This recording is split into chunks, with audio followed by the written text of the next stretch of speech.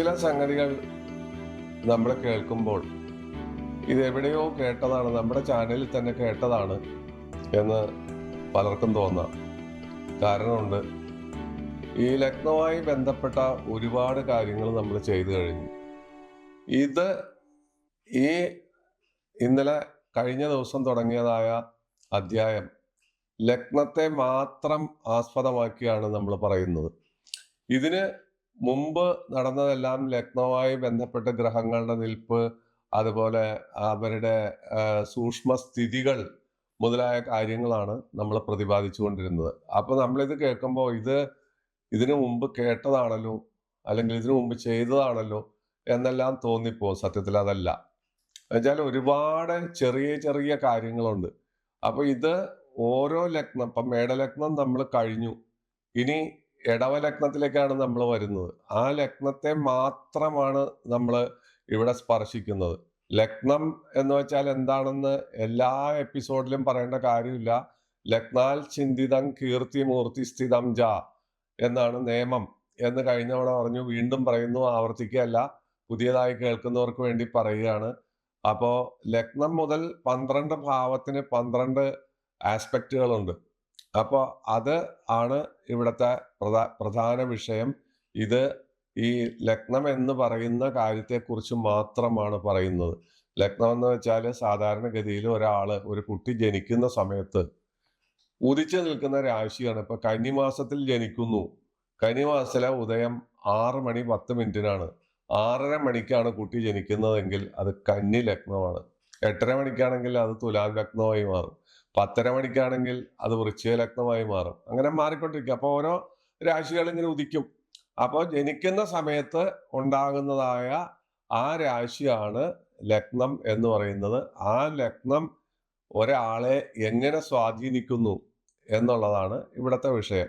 അതിൻ്റെ 2-ാം ഭാവം, 3-ാം ഭാവം, 12-ാം ഭാവം വരെയുള്ള കാര്യങ്ങൾ ഒരു വ്യക്തിയിൽ എങ്ങനെ സന്നിവേശിക്കപ്പെടുന്നു എന്നുള്ള കാര്യം മാത്രമാണ് നമ്മൾ പറയുന്നത്. ഇതിനു മുമ്പ് അങ്ങനെയല്ല പറഞ്ഞിരുന്നത്. വേറെ രീതിയിലെല്ലാം ഉള്ള കാര്യങ്ങളാണ് നമ്മൾ പ്രതിപാദിച്ചു കൊണ്ടിരുന്നത്. അപ്പോൾ പ്രത്യേകം ഈ കാര്യം ഓർക്കുക, ഇത് ആവർത്തന വിഷയമല്ല, ഇത് നവീന വിഷയം തന്നെയാണ്. പക്ഷെ കേൾവിക്കാർക്ക് തോന്നാം ഇത് വീണ്ടും എവിടെയോ കേട്ട് ആവർത്തിക്കുകയാണ് എന്ന് തോന്നാൻ ഉള്ള ഒരു കാര്യമുണ്ട്. അതുകൊണ്ട് ഞാൻ ഇക്കാര്യം സൂചിപ്പിച്ചതാണ്. അപ്പൊ ഇടവലഗ്നത്തിലേക്ക് പോവാം. ഇടവലഗ്നത്തിന് വ്യാഴവും ചന്ദ്രനും പാപനാണ്. കാരണം ഞാൻ പറഞ്ഞു, ഓരോ ലഗ്നത്തിനും പാപത്വം വരുന്നത് കേന്ദ്രാധിപത്യ ദോഷം, 2-ാം ഭാവാധിപത്യം, അഷ്ടമാധിപത്യം മുതലായ കാര്യങ്ങളാണ് ഇവരെ പാപന്മാരാക്കുന്നത്. അപ്പൊ അതവിടെ നിൽക്കട്ടെ, അതൊക്കെ നമ്മൾ വിശദമായിട്ട് പറഞ്ഞു കഴിഞ്ഞ കാര്യങ്ങളാണ്. ഇനി ഈ ലഗ്നക്കാർക്ക് ആരാധിക്കാവുന്ന ദൈവം ഏതാണ്? 5ഉം 9ഉം ഭാവം കൊണ്ട് ശിവനെയും ശ്രീരാമനെയും ഹനുമാനെയുമാണ് അവര് ആരാധിക്കേണ്ടത്. 5ഉം 9ഉം ഭാവം കൊണ്ട്. അപ്പോൾ ശിവൻ എന്നുള്ളിടത്ത് ശാസ്താവും ഒക്കെ ആവാം, ആ രീതിയിലുള്ള ദൈവങ്ങളാകാം. ഇവരാണ് അവരുടെ ആരാധനാമൂർത്തി. ഇനി നമുക്ക് നേരിട്ട് കാര്യത്തിലേക്ക് അധികം വലിച്ചു നീട്ടാതെ കാര്യത്തിലേക്ക് കടക്കാം. ഇടവലഗ്നക്കാരെ സംബന്ധിച്ചിടത്തോളം അവർക്ക് പല പ്രത്യേകതകളുണ്ട്. ഇടവം എന്ന് പറയുന്നത് ശുക്രന്റെ ക്ഷേത്രമാണ്. സുഖഭോഗാസക്തിയുടെയും സ്വർണത്തിൻ്റെയും ജൗളി വ്യാപാരത്തിൻ്റെയും ഡയബറ്റിസിൻ്റെയും മൂത്രാശയ രോഗത്തിൻ്റെയും ഇങ്ങനെ ഒരുപാട് കാര്യങ്ങളിലേക്ക് പ്രയോക്താവാണ് ശുക്രൻ. അത് ഇവർക്ക് ഹൃദ്രോഗം വരാനുള്ള ഒരു സാധ്യത, അതുപോലെ അവര് ആയുധങ്ങൾ ഉപയോഗിക്കുന്ന ആളുകൾ വെച്ചാൽ പട്ടാളക്കാരാവാം, കച്ചവടക്കാരാകാം, അല്ലെങ്കിൽ സ്വർണ വ്യാപാരിയാവാം. ഇങ്ങനെ പല തരത്തിലുള്ള ആളുകളാവും. പക്ഷെ ഇവർ പെട്ടെന്ന് ദേഷ്യം പിടിക്കുകയും പ്രഷർ, ടെൻഷൻ മുതലായ കാര്യങ്ങൾ ഉണ്ടാക്കുകയും അത്തരം രോഗങ്ങൾക്കെല്ലാം അടിമപ്പെടുകയും ജനവിരോധം, അതുപോലെ ധനലാഭത്തിനായി അവരേത് മാർഗവും ഉപയോഗിക്കുകയും ചെയ്യുന്ന ആളുകളായിരിക്കും ഇവരെന്ന് പറയുന്നു. അത് നമ്മളുടെ അനുഭവ സാക്ഷ്യവുമാണ്. ഇത്തരക്കാര് ഈ രീതിയിലെല്ലാം ആയിരിക്കും എന്ന് നമുക്ക് അനുഭവ സാക്ഷ്യങ്ങൾ ഉദാഹരണമായി കാണിക്കാൻ പറ്റും.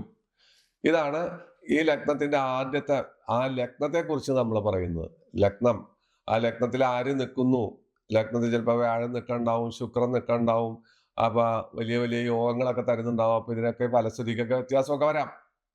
അത് പ്രത്യേകം ഓർത്തിരിക്കണം. ഇതൊന്നും ഒരു അവസാന വാക്കല്ല ഈ പറയുന്നത്.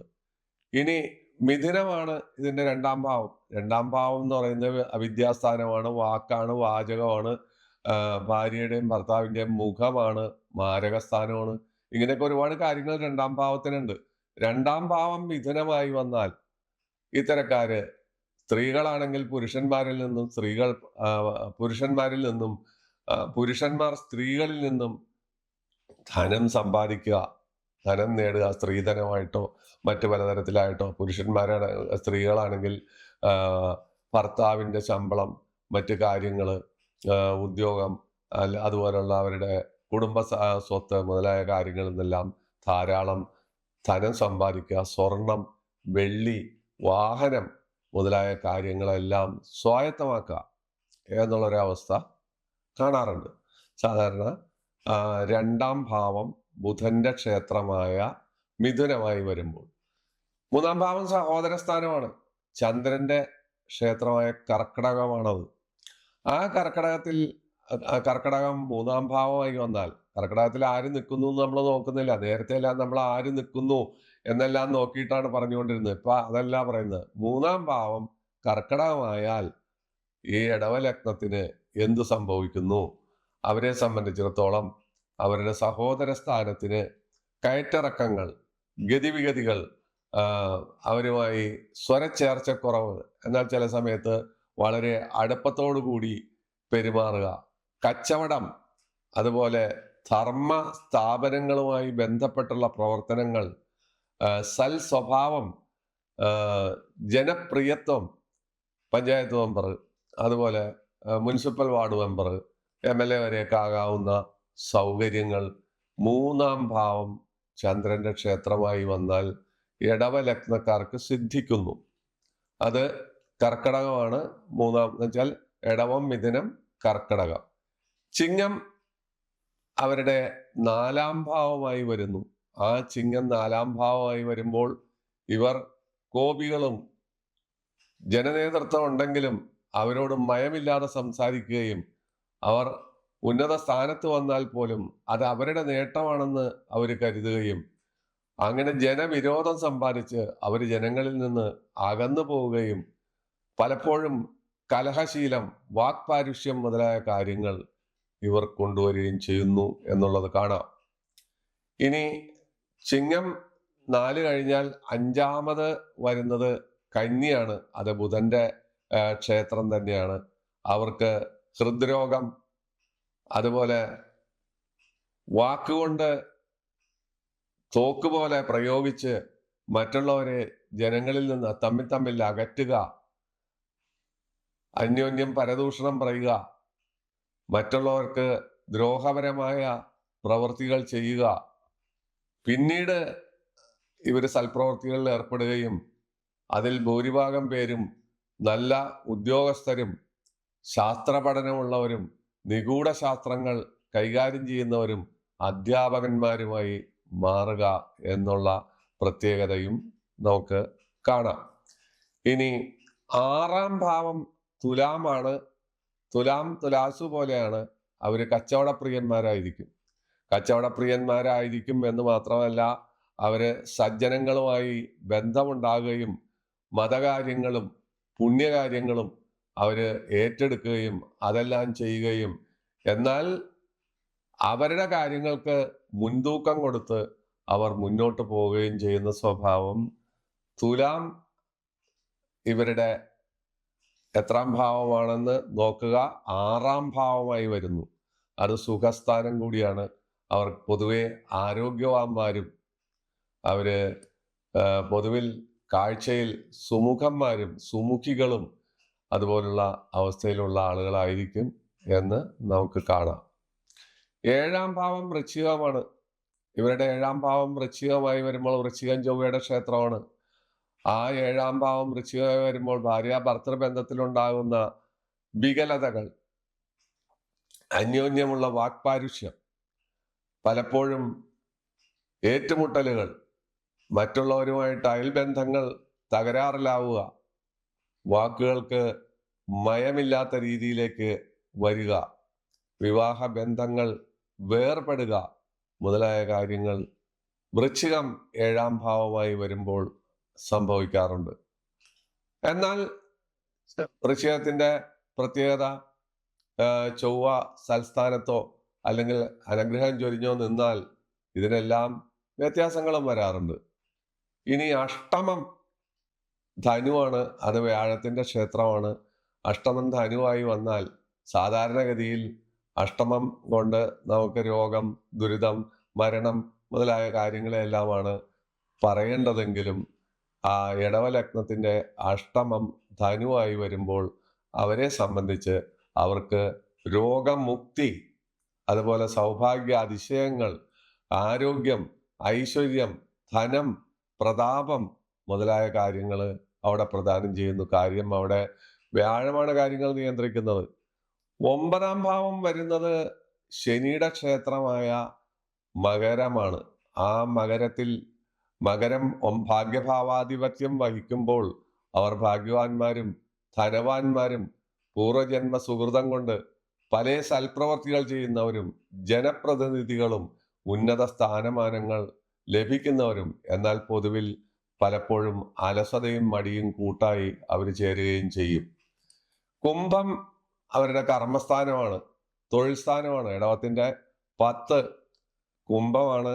ആ കുംഭം രാശി ഇവരെ സംബന്ധിച്ചിടത്തോളം പലപ്പോഴും ദുഷ്പ്രവർത്തികളിൽ ഏർപ്പെടുകയും അന്യരെ ആക്ഷേപിക്കുകയും അന്യരുടെ അവസരങ്ങൾ തട്ടിയെടുക്കുകയും തൊഴിലിനു വേണ്ടി എന്ത് ത്യാഗവും സഹിക്കുകയും നല്ല തൊഴിൽ ലഭിക്കുകയും ആ തൊഴിൽ നിലനിർത്തുകയും എന്നാൽ തൊഴിൽ കൊണ്ട് അനധികൃത മാർഗത്തിൽ കൂടി അവര് പലതും സമ്പാദിക്കുകയും ചെയ്യുന്ന അവസ്ഥയും കണ്ടുവരാറുണ്ട്.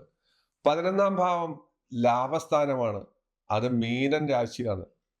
മീനൻ രാശി വ്യാഴത്തിന്റെ ക്ഷേത്രമായതിനാൽ ലാഭസ്ഥാനത്ത് അവർ ലാഭം ഉണ്ടാക്കാനായിട്ട് തുനിഞ്ഞാലും സത്യസന്ധത കൈവിടാതെ അഴിമതി, കൈക്കൂലി, ജനവഞ്ചന മുതലായ കാര്യങ്ങളിൽ അവരെതിരായിരിക്കും. ഒരിക്കലും അത്തരം കാര്യങ്ങളിലേക്ക് അവര് പോകില്ല. അവരുടേതായ രീതിയിൽ മാന്യമായ രീതിയിലായിരിക്കും അവര് പെരുമാറുന്നത്. മാന്യതയ്ക്ക് അവിടെ കുറവ് വരില്ല, അല്ലെങ്കിൽ മറ്റുള്ളവരെ ദ്രോഹിക്കില്ല. അവരെപ്പോഴും സൽസ്വഭാവികളും വളരെ ധീരമായ തീരുമാനങ്ങൾ, ഒരു ഉദ്യോഗസ്ഥനാണെങ്കിൽ തീരുമാനമെടുക്കാനായിട്ട് വളരെ കാര്യഗൗരവമായിട്ട് മറ്റുള്ളവരുടെ പ്രഷറോ അല്ലെങ്കിൽ മറ്റുള്ളവരുടെ സ്വാധീനമൊന്നും അവരുടെ അടുത്ത് നടക്കില്ല. അവരുടേതായ വഴിയിൽ കൂടിയായിരിക്കും പോകുന്നത്. അവർ കാര്യങ്ങൾ ആ രീതിയിലായിരിക്കും കൊണ്ടുപോകുന്നത്. 12-ാം ഭാവമാണ് മേടം. ഇടവത്തിന്റെ 12-ാം ഭാവം മേടമാണ്, ചൊവ്വയുടെ ക്ഷേത്രമാണ്. അത്തരം ആളുകൾ മാനസികമായി നീച സ്വഭാവങ്ങൾ കൈക്കൊള്ളുകയും വളരെ ശക്തിയായ തീരുമാനങ്ങൾ എടുക്കുകയും ആ തീരുമാനങ്ങളെല്ലാം അവർ നടപ്പാക്കാനായിട്ട് പാറ പോലെ ഉറച്ചു നിൽക്കുകയും പലപ്പോഴും അത് ജനവൈരാഗ്യത്തിന് കാരണമാകുകയും വഴക്കുകളും വക്കാണങ്ങളും ഉണ്ടാക്കുകയും അഭിപ്രായ വ്യത്യാസങ്ങൾ ഉണ്ടാകുകയും അവരുടെ തന്നെ ഭാവിക്ക് അത് ദൂഷ്യം ചെയ്യുകയും ചെയ്യും. അത് വ്യയസ്ഥാനമാണ്.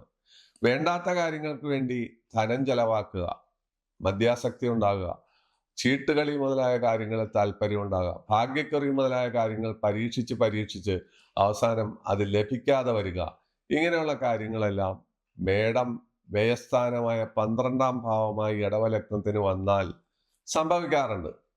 മറിച്ചും സംഭവിക്കാറുണ്ട്. ഞാൻ നേരത്തെ പറഞ്ഞു, ഈ പറയുന്നതെല്ലാം അവസാന വാക്കുകളല്ല. കാരണം അവിടെ നോക്കുന്ന ഗ്രഹം, അവിടെ നിൽക്കുന്ന ഗ്രഹം മുതലായ കാര്യങ്ങൾ ഈ ആദി യോഗങ്ങളെയും ഈ ആദി കാര്യങ്ങളെയും വളരെ ശക്തിയായി മാറ്റിമറിക്കും എന്ന് എപ്പോഴും നമ്മൾ ഓർത്തിരിക്കണം. ഈ പറയുന്നത് എൻ്റെ ജാതകത്തില് എൻ്റെ ഞാൻ ഇടവലഗ്നമാണ്, 12-ാം ഭാവം മേടമാണല്ലോ, എനിക്ക് ഇങ്ങനെയൊക്കെയുള്ള ദ്രോഹങ്ങളുണ്ടോ അല്ലെങ്കിൽ ഇന്ന കാര്യങ്ങളുണ്ടോ എന്ന് ചിലപ്പോൾ ചിലരെങ്കിലും ഒക്കെ വിളിച്ച് ചോദിക്കും, അല്ലെങ്കിൽ വാട്സപ്പിൽ കൂടിയൊക്കെ ചോദിക്കും. അപ്പൊ അതിനൊക്കെ സമാധാനം അവിടെ തന്നെ ഉണ്ടാവും. ഒരു ഗ്രഹത്തിന്റെയും ദോഷവശങ്ങൾ മാറ്റാനായിട്ട്, ഓരോരോ ഗ്രഹത്തിന്റെയും ദോഷവശങ്ങൾ മാറ്റാൻ അപ്പുറത്ത് ദൈവം എന്തെങ്കിലും ഒരു ട്രിക്ക് ചെയ്തു വെച്ചിട്ടുണ്ടാവും. അതാണ് ഒരു ലഗ്നത്തെ കുറിച്ച് പ്രതിപാദിക്കുമ്പോൾ നമ്മൾ അനേക കാര്യങ്ങൾ പറയുന്നു. 12 ഭാവം കൊണ്ട് ഒരു മനുഷ്യന്റെ ശരീരത്തിലെ എല്ലാ കാര്യങ്ങളും ഈ ലഗ്നം കൊണ്ട് വെളിച്ചപ്പെടുത്തുകയാണ്. അയാൾക്കുള്ള ഓരോരോ കാര്യങ്ങൾ ലഗ്നം കൊണ്ട് ശരീരത്തിന്റെ നിറം, മറ്റു കാര്യങ്ങൾ, 2-ാം ഭാവം കൊണ്ട് ധനസ്ഥാനം, 3-ാം ഭാവം കൊണ്ട് സഹോദര സ്ഥാനം, 4-ാം ഭാവം കൊണ്ട് അമ്മ മുതലായ കാര്യങ്ങൾ, 5-ാം ഭാവം കൊണ്ട് ഒരു പരിധി വരെ സന്താനങ്ങൾ, മനസ്സ്, മറ്റുള്ള കാര്യങ്ങൾ, 6-ാം ഭാവം, 7-ാം ഭാവം, 7-ാം ഭാവം ഭാര്യ ഭർത്തൃ ബന്ധം, 8-ാം ഭാവം ആയുസ്, മറ്റുള്ള കാര്യങ്ങൾ, 9 ഭാഗ്യം, 10 തൊഴിൽ, 11 ലാഭം, 12 വ്യയം മുതലായ എല്ലാ കാര്യങ്ങളും ഒരു ലഗ്നത്തിൽ നിന്ന് 12 ഭാവം വരെ സഞ്ചരിക്കുമ്പോൾ പല തരത്തിൽ ഭിന്ന രുചി ആയിരിക്കും അവിടെ കാണുന്നത്. ഇതെല്ലാത്തിൻ്റെയും ആകത്തുകയാണ് ഒരു മനുഷ്യജന്മം എന്നുള്ളതാണ് ഏറ്റവും വലിയ പ്രത്യേകത. അപ്പൊ നമ്മൾ ലഗ്നത്തെക്കുറിച്ച് മാത്രമാണ് ഇവിടെ പറയുന്നത്. ഓരോ ലഗ്നം, ഇപ്പം മേടം കഴിഞ്ഞു, ഇപ്പൊ ഇടവം പറഞ്ഞു തീർത്തു. ഇടവത്തിന്റെ ഏതാനും ചില കാര്യങ്ങളെ നമ്മൾ പറഞ്ഞു കഴിഞ്ഞിട്ടുള്ളൂ. ഇലാബറേറ്റ് ആയിട്ട്, വളരെ വിശദമായിട്ട് പറയുകയാണെങ്കിൽ അനേകം മണിക്കൂറുകൾ നമുക്ക് ഒരു ലഗ്നത്തെക്കുറിച്ച് സംസാരിക്കാൻ പറ്റും. ഇത് വളരെ ചെറിയ ഒരു കാര്യം മാത്രമാണ് നമ്മൾ ഈ പ്രതിപാദിക്കുന്നത്. ആ പ്രതിപാദനത്തിൽ ചിലപ്പോൾ അതൃപ്തി ഉണ്ടാവാം, അല്ലെങ്കിൽ പോരായ്മകൾ ഉണ്ടാകാം. എന്നിരുന്നാലും നമ്മൾ ഇടവലഗ്നം എന്ത്, അത് ശുക്രനാണ് അതിൻ്റെ ലഗ്നാധിപൻ. അതുകൊണ്ട് ആ ശുക്രൻ തരുന്നതായ ഗുണദോഷങ്ങൾ ആ ലഗ്നത്തെ ഒരു ഭാവം മുതൽ, 1-ാം ഭാവം മുതൽ 12-ാം ഭാവം വരെ പിന്തുടരുന്നു എന്നുള്ള വസ്തുതയും പ്രേക്ഷകർ ദയവായി ഓർക്കുക. അതിനിടയിൽ ഈ ഗ്രഹങ്ങൾ നിൽക്കുന്നതും, ഗ്രഹങ്ങളുടെ മൗഢ്യം, വ്യാഴത്തിന്റെ നോട്ടം, ചന്ദ്രന്റെ ബലം, മറ്റു കാര്യങ്ങൾ കൂടി നമ്മൾ പരിഗണിക്കേണ്ടതായിരിക്കുന്നു എന്ന് കൂടി പറയുക. വളരെ വിഷമം പിടിച്ച ഒരു എപ്പിസോഡുകളാണ് ഈ വരുന്നത്. കാരണം മറ്റ് എപ്പിസോഡുകളിലെല്ലാം നമുക്ക് ഓരോ ഗ്രഹങ്ങൾ ഓരോ സ്ഥലത്ത് നിന്നാലുള്ള കാര്യങ്ങളും അവരുടെ ഗതിവിഗതികളും പറയുമ്പോൾ, ഇതൊരു ലഗ്നത്തെ പറ്റി പറയുമ്പോൾ 12 ഭാവം കൊണ്ട് വളരെയധികം വ്യത്യസ്തമായ ഭാവങ്ങളും വിശേഷങ്ങളും ഇവിടെ സംവേദിക്കപ്പെടുന്നു. അതിൽ അഭിപ്രായ വ്യത്യാസം വരുന്നു, അതിൽ പല പല വ്യത്യസ്തമായ രീതികൾ വരുന്നു എന്നുള്ള കാര്യങ്ങളും കൂടി വരാറുണ്ടെന്ന് ഓർക്കുക. ദയവായി അത്തരം കാര്യങ്ങൾ വളരെ ശ്രദ്ധാപൂർവ്വം ഉൾക്കണ്ണോടുകൂടി നോക്കി മനസ്സിലാക്കണമെന്നുള്ള അപേക്ഷയോടുകൂടി തൽക്കാലം വിട. നമസ്കാരം.